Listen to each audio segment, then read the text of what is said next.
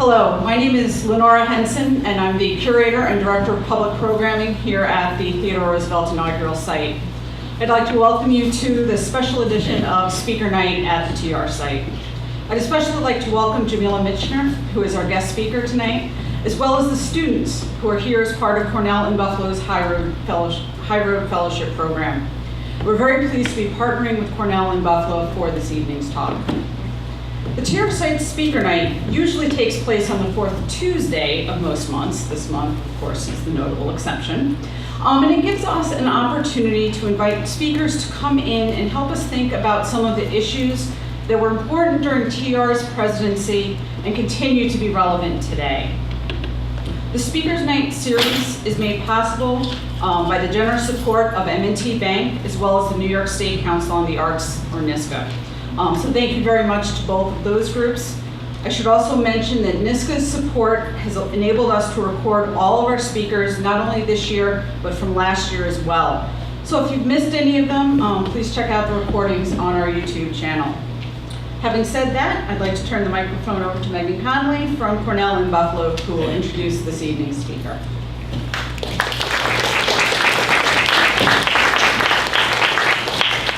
Thank you, Lenora. Good evening. My name is Megan Connolly, and I am the Associate Director of Cornell and Buffalo. On behalf of my director, Eugene Farran, I'd like to welcome you all to this evening's talk and give great thanks for your time and interest, and also the time of our featured presenter. This is our fifth summer hosting a Cornell event here at the Theodore Roosevelt Inaugural National Historic Site, and it is truly an ideal setting. Thank you to Stanton Hudson and his team, including Lenora, for co-sponsoring this program with us. I do hope folks have a chance to check out the museum today or at another time. Many thanks to our other co-sponsors, the Cornell Club of Greater Buffalo, Partnership for the Public Good, and Talking Leave Books. The TR Site is the most appropriate venue for tonight's program.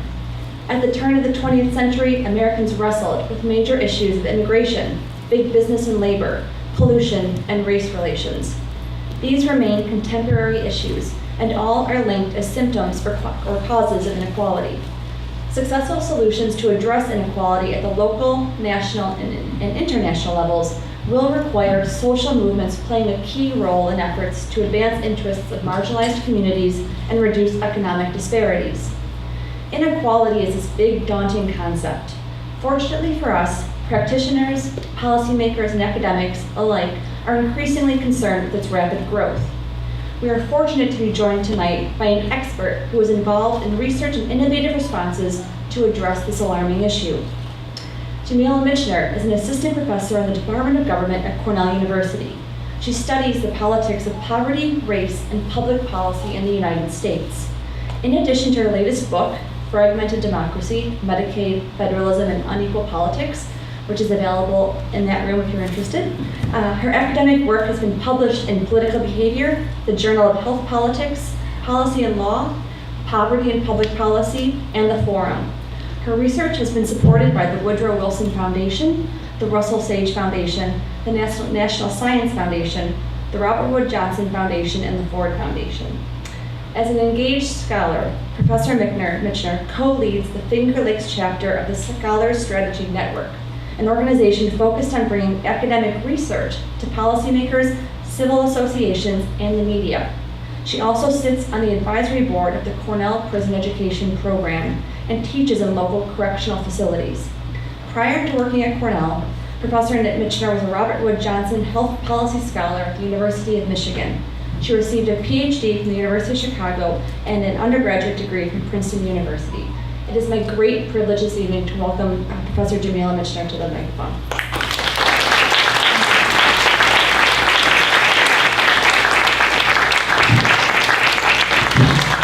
Wow, this is a full room. It's fun. Okay, good. We're going to have fun.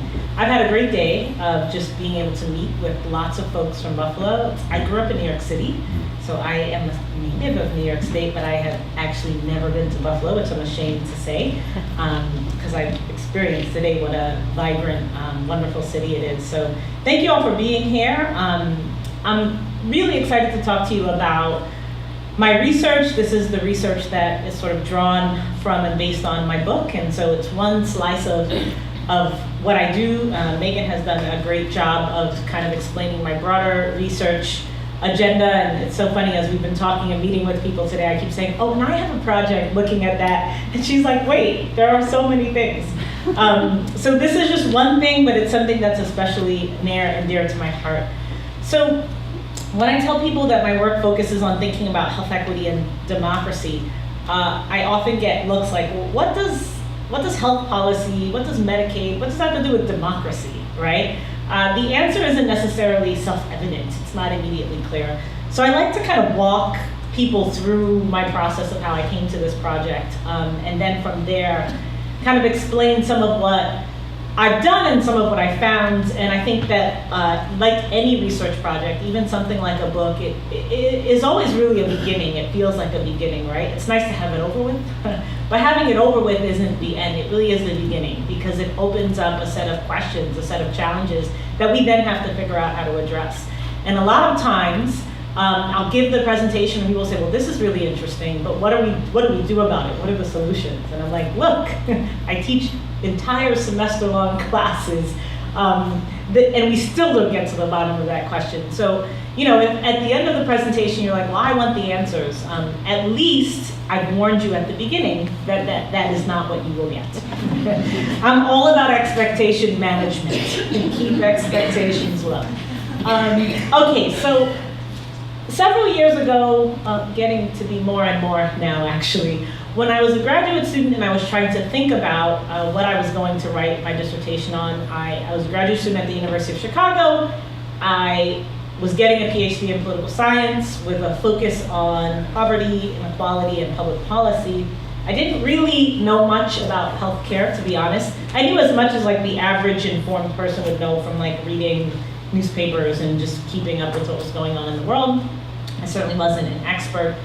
But it was a moment in time around 2009, 2010, where suddenly healthcare felt like it was really, really important, because there was movement happening, right? And the Affordable Care Act happened. I think of, you know, between the time the Affordable Care Act has passed and now as a combination of kind of the best of times and the worst of times, right?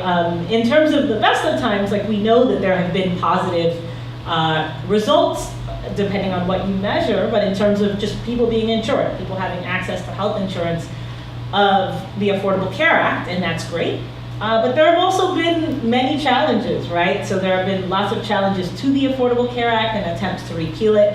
And the Affordable Care Act itself brought to the fore all of the difficulties of trying to ensure equal access to healthcare in this country. So whether you love the ACA or you hate it, right?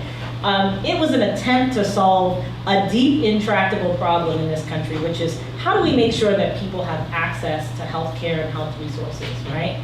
And the ACA didn't solve the problem, right? We haven't had any silver bullet policy that has solved that problem yet, but it attempted to make some headway in solving the problem. And in doing so, created a lot of political tension, drama, debate, right? Just a difficult time to see the deep divisions and the polarization that dominates an arena, frankly, that we all have an interest in seeing move forward in a positive way, right?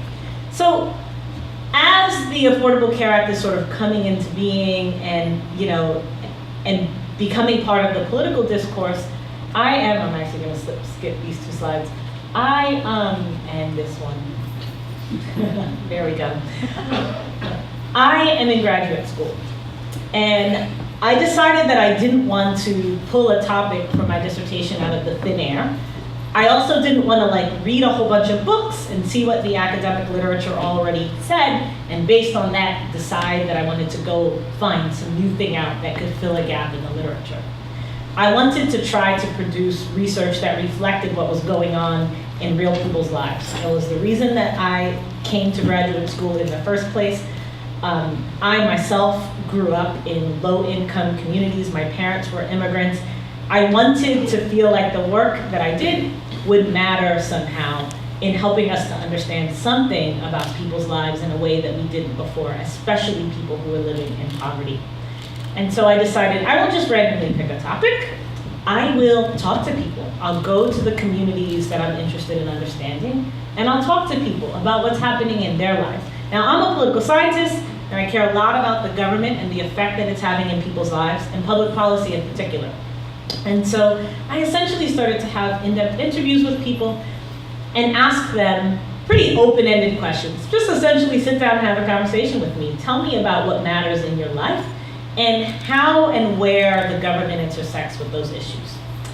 And people brought up healthcare, and they brought up healthcare a lot.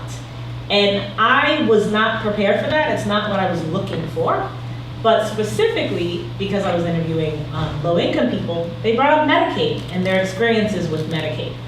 And at first, I really resisted this being a topic that I tackled, because it's just this big labyrinth of a program that's complicated, and I just thought, I'm not gonna do this. It's gonna be too hard.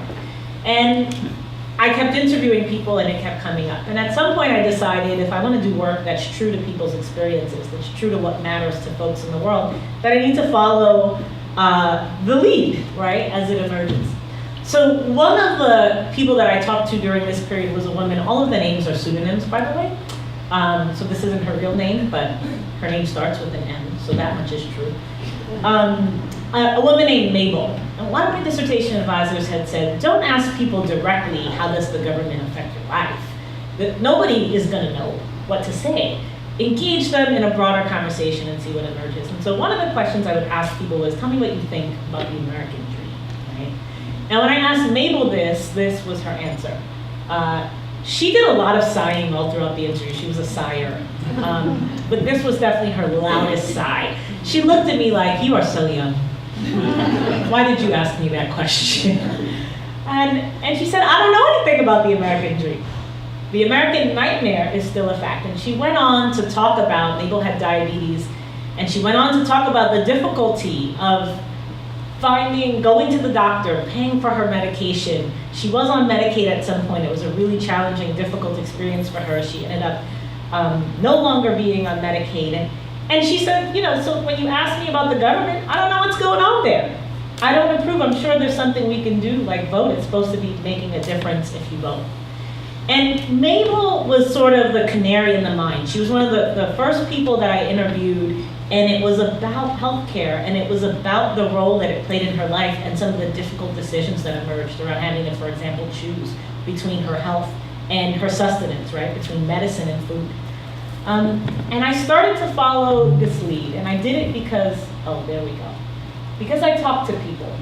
And a broad story emerged, right, around how people were experiencing a program like Medicaid, which is, targeting people who are vulnerable, who are low income, often who have a variety of health challenges, who have sometimes severe disability. But 90% of non-elderly Medicaid beneficiaries are in or near poverty, right? So the kind of key unifying feature of that population, although it's a very diverse and kind of varied population, is really experiences with poverty. And I started to talk to people once I sort of honed in on this, as this is what this research is going to be about. I started to ask people to really tell me about those experiences with Medicaid. I wanted to understand how they affected the way that people experience citizenship. And when I say citizenship, I don't mean like who has legal citizenship, who's documented and who's not. I mean democratic citizenship, right? Being a part of social and political community, being able to have political rights, the rights that allow you to have voice, right, in our broader system, and social rights, which are rights that allow your very basic needs to be met. And I wanted to understand how a program like this shaped people's democratic citizenship. People brought it up enough that I knew it mattered, right? And so now it was about figuring out how and why it mattered, and whether there was any room for improving programs like this, so that whatever effects that they did have would be positive, right? So a broad story emerged about Medicaid. A big part of the story was about stigma, about how people were made to feel when they encountered Medicaid bureaucracies, when they applied for health benefits, and when they just went about getting their healthcare needs met, right? And I'm showing you sort of representative quotes. I interviewed dozens and dozens of people, and I give you, I don't sort of cherry pick like, oh, there are these 3 people, Louisa, Ahmad, and Daphne, who said crazy things, and I'm just gonna give you quotes from them. I really show things that are representative of what it was that people told me, right? So one part of this was stigma, a stigma around relying on the government, even for something like healthcare that can actually be really difficult to get, right? So a lot of these folks, it's not as though there's this idea that there are people who are sort of living off government largesse, just the dole, and you're getting your public housing and you're getting your welfare, so you have cash and you're getting your food stamps and you're getting healthcare and the government's just doing everything for you. There are actually astonishingly few people like that, right? Because many of these benefits are very difficult to get. Medicaid is actually, depending on what state you live in, which we'll talk about in a second, a benefit that many people can get access to, in part because it's difficult to get access to otherwise. If you don't have employer-sponsored health insurance, the options are limited and expensive, right? So it's a program that people rely on, but there's still a tremendous stigma around it, right? It's still you relying on the government for something that you're not providing for yourself. And people experience that stigma, and part of what amplified the stigma were their interactions with actual bureaucrats in Medicaid offices, right? And sometimes in hospitals. So I won't read all of these, but many people told me about encounters. One of the questions I would ask people in my interviews was, well, tell me what it's like when you go there to apply or to navigate the system. And I would get these kinds of stories. And these are people from a whole range of life backgrounds. So this woman, Chris, she was just such a fascinating and cool person. But Chris was actually a nurse, and she was head of a local clinic where she lived. So she was from a solidly middle-class background. She was the mother of 4 young children. And her 4th was born with a really severe disability. And his medical costs were upwards of $2 million a year, just to keep him alive. There was no way that they were going to be able to afford that. And their private insurance said, sure, there's just a bajillion things we won't cover. And some of those things were things that her son needed to be able to live, literally to breathe. There was this breathing device that he needed for about a year of his life, and without it, he would literally die, and her health insurance said, that's not covered. And so Medicaid really filled the gap. But the experiences, what she had to go through in order to keep her child alive, I mean, it was just the most astounding conversation. She said, I distinctly remember taking the binder. This is right after her son is born. And they realize, she doesn't realize yet that she's gonna need Medicaid, but the nurses at the hospital say, you're gonna need Medicaid. And she's like, no, we have private insurance, we're middle class, that's for poor people. And it largely is, but a lot of middle class people who have children and other family members with severe disabilities end up being pulled into this system that's really designed in a way that is not user friendly, in part because it's designed for people who are living in poverty. And so the nurse says, yeah, you're gonna need this, you should apply. And she goes to apply and she says, I remember taking the binder. They gave us a binder and said, start working on this. And it was the Medicaid application. And it was so complex. Mind you, she is director of a medical clinic and she's a certified nurse, right? And there were so many pages and I was like, it can't be this difficult, right? She has all the resources in terms of educational background, in terms of experience, and she is boggled by how difficult it is. Never mind most of the other people who I interviewed, who just really very early on recognized that they didn't have a chance of successfully navigating this bureaucracy without bump after bump after bump, right? So one of the things I wanted to do was get a sense of whether this broad story that emerged from qualitative interviews that I did talking to people would be reflected in quantitative data, right? So what happens when we look at lots and lots of people? And I should say, a key question for me, as people told me about these experiences, was to what extent does this matter for how people engage as democratic citizenships, for how they participate in their communities on a local level, on a state level, on a national level. And once I talked to people and I got this broad story, I thought, wow, Medicaid is probably pretty disempowering politically.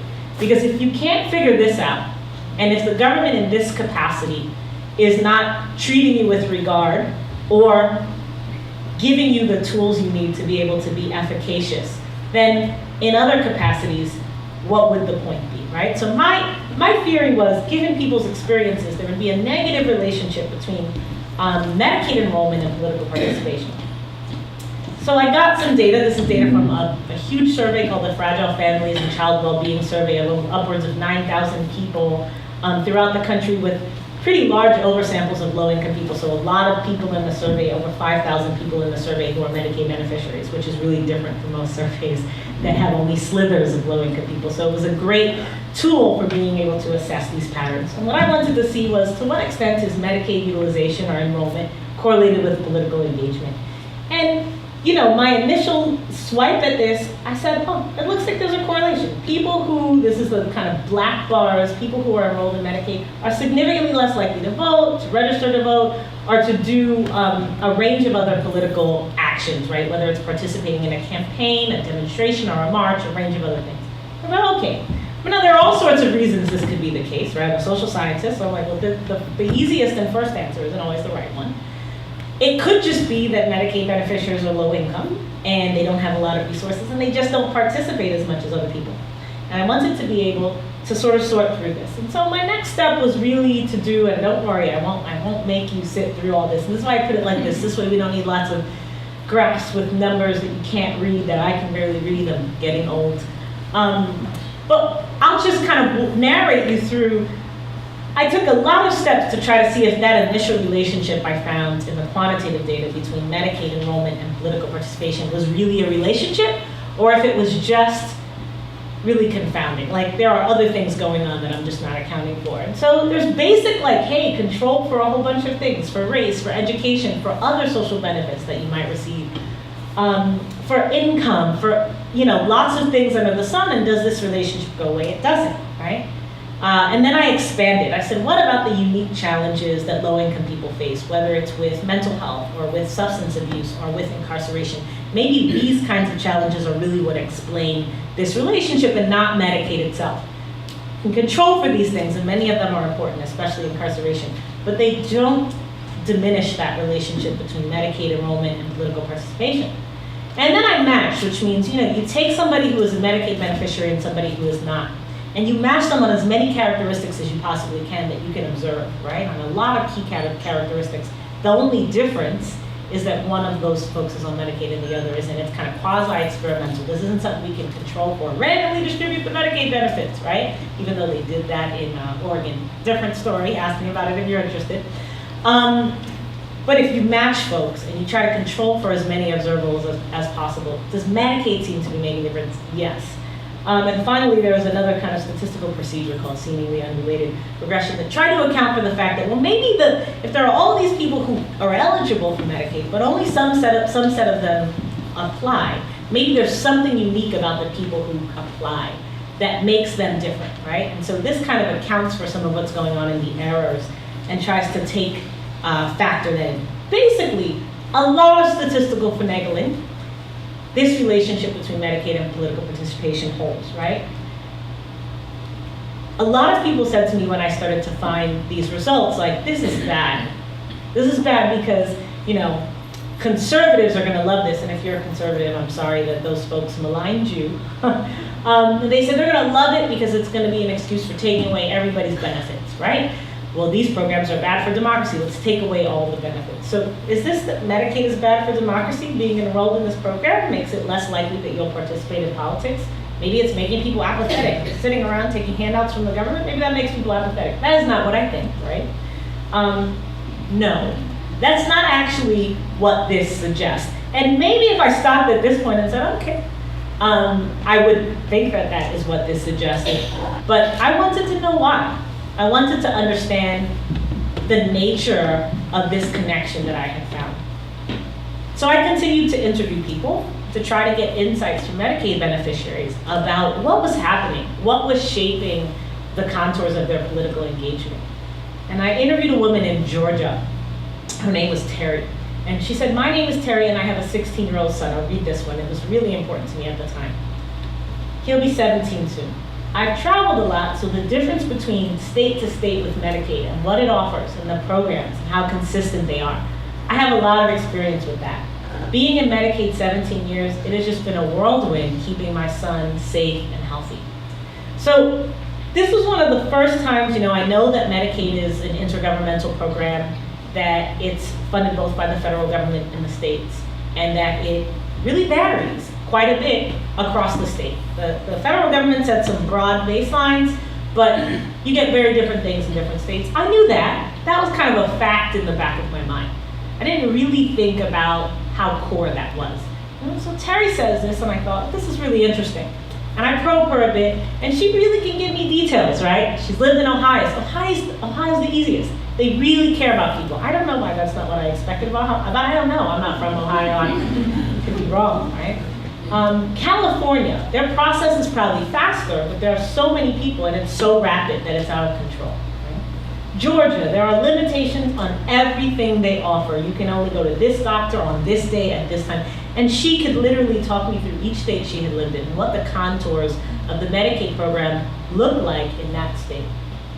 So I started to think about what this meant for people who were experiencing this kind of variability and who were relying on a program that determined how it treated you, what it offered you based on something as seemingly arbitrary as where you lived, right?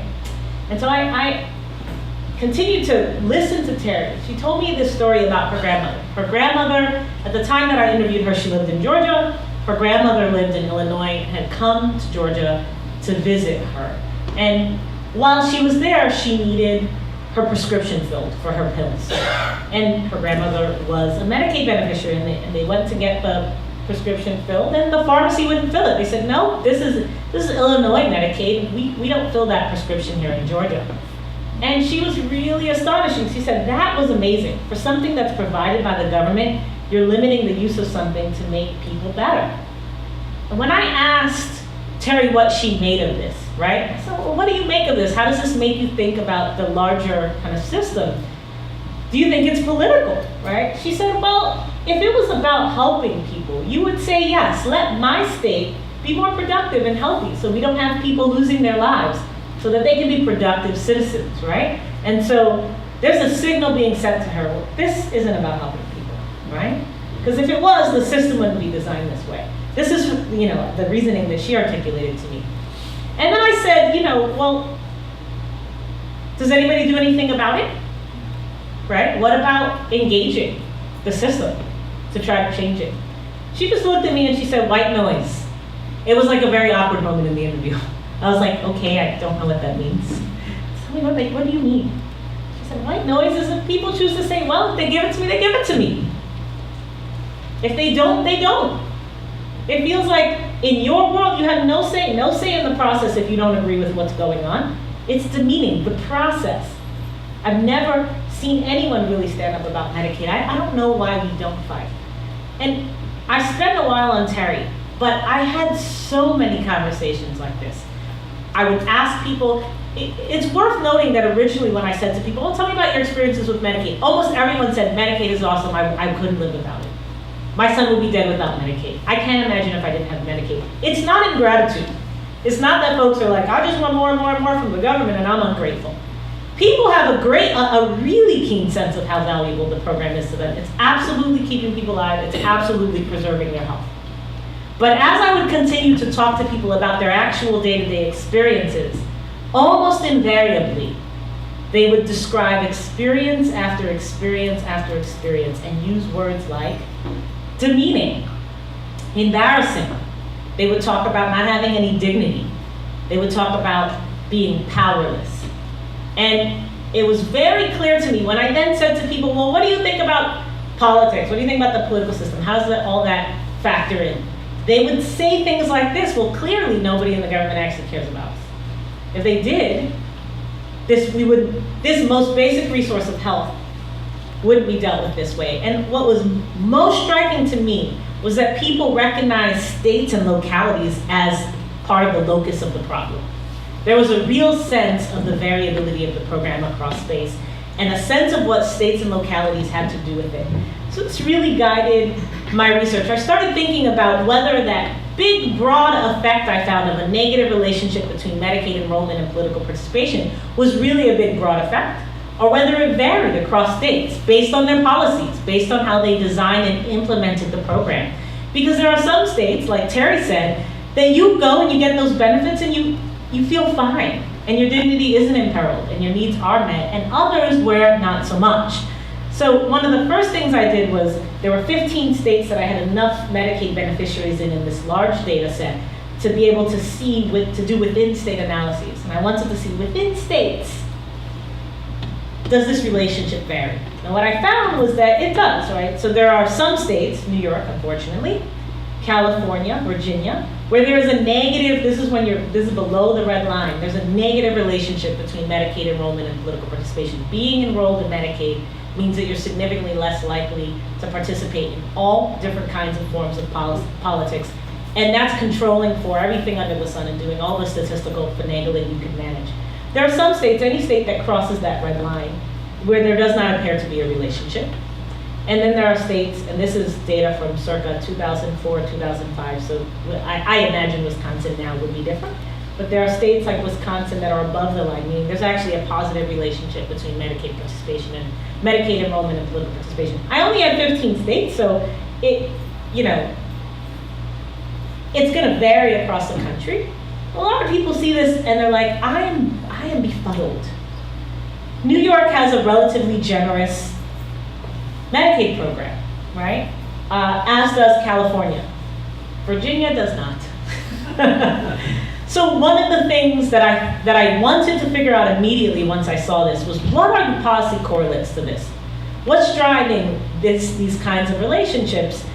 And my guess was that it wasn't the same thing that was going on in New York and California as was going on in Virginia, but that all of them in different ways had designed and implemented their Medicaid program such that the program was providing people with health resources, which were absolutely vital, but inadvertently along the way, disempowering people as far as their political wherewithal and resources, right?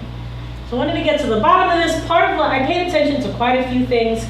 One of the kind of primary things that had the most significant effect was just reductions. Anytime there were significant reductions in who was eligible in benefits offered, right? In optional benefits, we used to allow you to have dental, and now no more dental. We can't afford that. And what I found is that reductions actually happen across the board. Reductions happen in states that had a baseline level of generosity, like New York and California, and also happened in states that were stingy and became stingier. But reductions really stand out to people. When you can get something 1 month or 1 year, and suddenly you can't. There were women who told me, I used to be able to go to the OB and get a pap smear, and I went back the next year and they said, we don't cover this anymore. And I thought, this was a woman in Michigan I interviewed, and she said, I thought, well, is my health still important? Does it still matter whether I have ovarian cancer? What do you mean you don't cut? This can just be taken away at the state's whim when it's so vital to my life, right? And so even in states that, are kind of middle of the road or any end of the extreme in terms of generosity, reductions can have a tremendous impact on how people understand the benefit they're getting and understand their relationship to the government, their value in the eyes of the government.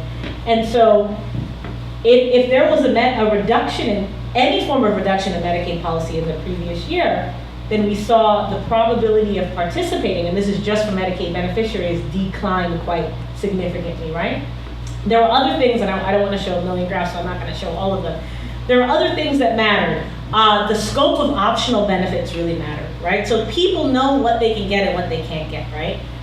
So there are some things that you gotta cover, but there are a lot of benefits that are optional. And things like dental, vision, podiatry, physical therapy is optional. In many states, a hearing aid is optional. If you can't hear, they don't have to give you a hearing aid. It's up to the state. In many states, if you're an adult, if you're a non-disabled adult, hospice care is optional. If you're dying and you're not elderly, you're not old, they don't have to allow you to have hospice care.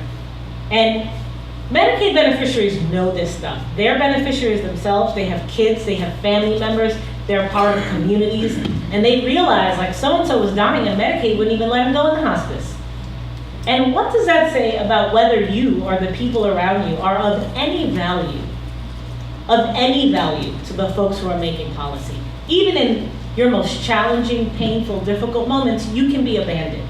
And people recognize that and respond by disengaging from the system that clearly doesn't care for them. So the scope of optional benefits really matters. And then administrative burden really matters. So states that had a limited capacity in terms of the number of employees they had in welfare bureaucracies relative to the number of beneficiaries, that's where we saw a really negative relationship, right? And part of that is explaining what's happening in places like New York and California. Because yes, benefits are generous, but there are so many beneficiaries. New York and California, by the way, are 1 and 2 in terms of the population of their Medicaid beneficiaries. They're serving more beneficiaries than any other state, but they're not necessarily employing more state workers. In fact, in California, significantly less. And in New York, they're not high up there in terms of the capacity of their bureaucracies. What that means is people can get generous benefits, but the process of getting it is going to be in many ways dehumanizing because there are just so many people. You're just another number. So many people I interviewed in New York, even upstate, where it's like, but there aren't even that many people. You're just another number. You don't matter. You don't matter to the people who are making decisions. You don't matter to the people who are administering policies. Why would you vote? Why would you participate in a system that doesn't care about you? Now, it's not just states that send signals to people about their political value and worth. Counties and neighborhoods matter too. And in the book, I can't go into it now because you don't want to be here for 90 minutes. And I have to wrap this up eventually. But in the book, I have chapters where I focus on counties and the role that they play, right? Counties can make a lot of decisions about the structure and administration of Medicaid. They don't so much make the policy designs decisions. Most of that happens at the state level or at the federal level. But they have to decide how programs are administered. One of the huge roles that counties play, for example, is besides kind of often controlling the interface, like what it's like when you walk into that office, they also decide what happens when something goes wrong. When somebody is denied a benefit that they otherwise should have gotten, or when they have a really demoralizing experience with a bureaucratic worker or with a doctor or nurse, and they file some sort of complaint, and they want to try to get their grievance resolved, counties, for the most part, control that process. And in the book, I show that there's quite a bit of variability in how counties do that, and that maps on to how people respond and behave politically, right? Localities matter too. I was really surprised, so I have a chapter that really focuses on neighborhoods, and people would say, neighborhoods, Medicaid is like a national state program. What do neighborhoods have to do with it, right? I didn't think neighborhoods had anything to do with it either. But something amazing happens when you talk to people, they tell you stuff. And I would ask people about their experience with Medicaid, and 15, 20 minutes in, the whole conversation's about their neighborhood. And I'm like, wait, what? This isn't what we were talking about. But so much of how they experience the program is filtered through local institutions, right? So there's a woman in Florida, Tasha, who says, I said to her, well, she had been on Medicaid her whole life. She was on Medicaid as a kid. She had a little period of time as an adult where she was off of Medicaid. And then when she was 23, she got pregnant with her first child. She was working full time. She was going to school. She's very ambitious go-getter who had a really hard life and made lemonade with those lemons. But once she got pregnant, she needed health insurance because her employer did not provide it at a cost that was reasonable for her, so she was back on Medicaid. Long life history with Medicaid, and when I said, well, what do you think about when you think about Medicaid? She said, oh, Medicaid, the clinics. You're assigned to a certain clinic, and she talked about homeless people, she called them bums, that's not the language I tend to use, outside of the clinics and what the block was like, just real details about her neighborhood. And Medicaid reminded her of her poverty, of the inequality that existed in her neighborhood, right? And person after person that I talked to, whether it was in Orlando, Florida, or Detroit, Michigan, or again, Orlando, Florida, or Syracuse, New York, again and again, people talked about where they lived. This was a woman I interviewed named Daphne. She said, she's talking about people would often say Medicaid clinic, right? There's no Medicaid clinic. Medicaid doesn't run clinics, but there are clinics and community health centers, and many of the people there are enrolled in Medicaid and utilize Medicaid. Oftentimes, people just think it's a Medicaid clinic, right? So the government and that local institution, the government policy and the local institution become one, they're merged. And she says, it's kind of like downtown. This is where the clinic is located. I mean, like right there where you have the shelter. And then a lot of people go to the Salvation Army shelter. A lot of them are on drugs and stuff. And I hear about people being robbed over there, being robbed early in the morning. You know, you gotta be careful. There's a lot of sketchy people over there. There's a lot of sketchy people downtown. This is fun. I just asked her about Medicaid. Now we're talking about the clinic. I asked her if she thinks Medicaid beneficiaries have any power to change any of the challenges of their environment. She said, I don't know if they do have any power, but I believe they would like to change things, right? Because it's ridiculous how you get treated. I bet that doesn't go on in Fayetteville or Cicero or North Syracuse. And these are, she specified later in the interview, these are parts of Syracuse where, as she said, the white people live, right? The white people with money. That's just unheard of. I feel like it's different in different places. Like if you're at an Olive Garden or a Burger King, you get treated really differently. And so people in her neighborhood, her hyper-segregated poor neighborhood in Syracuse, were relegated to essentially the equivalent of junk food. And what's key is that she knew it. And she mapped it onto what that meant as far as her political status and worth and value. So whether it's on the state level, the county level, the neighborhood level, there's a connection between intergovernmental power and policy design and implementation and people's engagement, political engagement, right? On the local level, I looked at in one of my chapters whether this affects local community engagement, not just whether you're voting, but whether you're involved in a community organization in your neighborhood, whether you're volunteering, the most kind of key building blocks for communities, and it does. People who lived in the most disorderly, most challenging neighborhoods were the least likely to participate. But if Medicaid beneficiaries who didn't live in those neighborhoods look just like everyone else, right? So it's not just living in the bad neighborhood. It's living in the bad neighborhood and experiencing as you live in that neighborhood all of the difficulties and deficiencies of how these kinds of programs are designed and implemented. Not because they inherently have to be that way, but because we make them such, right? And part of what shows that is that there are other places that aren't like that, right? That can be a boon for participation, or they just have no effect. So there are decisions that get made. It's not the kind of general claim like, I guess these programs just make people apathetic and they disengage. No, it's a much more specific claim that we design and administer programs, especially programs for people living in poverty, in ways that disempower them, right? So the structure of Medicaid in states shapes the political conditions necessary to ensure the durability and the stability of the program. So when we look out into the political landscape now, it feels like every couple days, every couple weeks, every couple months, Medicaid's on the chopping block, right? Part of the reason why there's a limited ability to respond politically, certainly there is a response, and that's why the program is still in existence and not completely gutted. But the reason why the response is to some degree muted is because the program itself is disempowering folks. Medicaid is not the only program that this is true for. Political scientists have thought about this in other contexts. And then, oh, there we go. I think I had one more there. Oh, there we go. But local institutions and actors are also key to empowering or disempowering Medicaid beneficiaries, and thereby shaping political possibilities.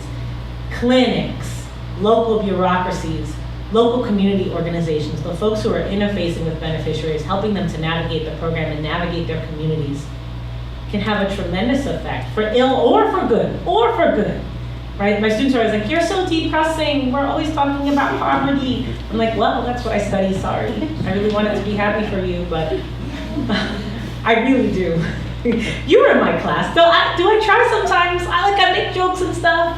I do try to make it happen, but I fail, don't I? You can be honest. You're great. Your grade is your grade. Oh, I can't hurt you anymore. Okay. But also policy advocates and other people who influence state healthcare systems. You know, one of the things that I try to tell those folks when I engage with them is that healthcare, anybody who intersects with that system in any way, it matters for democracy. It's a different scope to what many folks think they're doing when they're advocating for healthcare or when they're dealing with healthcare consumers, right? It doesn't just matter for people's health and well-being, although it absolutely does. It matters much broadly beyond that in a way that has long-term consequences. So empowering Medicaid beneficiaries, I think, is part of ensuring health access for all, right? Not just giving people health resources, but providing those resources in a way that preserves their dignity and their humanity and sends them signals about being a part of our community, our social and political community, so that they can be a part, so that the change that happens going forward is change that moves us toward equity and toward fairness and not away from it, right? So your choices and focus as local actors are more crucial than ever, right? Democracy means everyone. That's it. Thank you.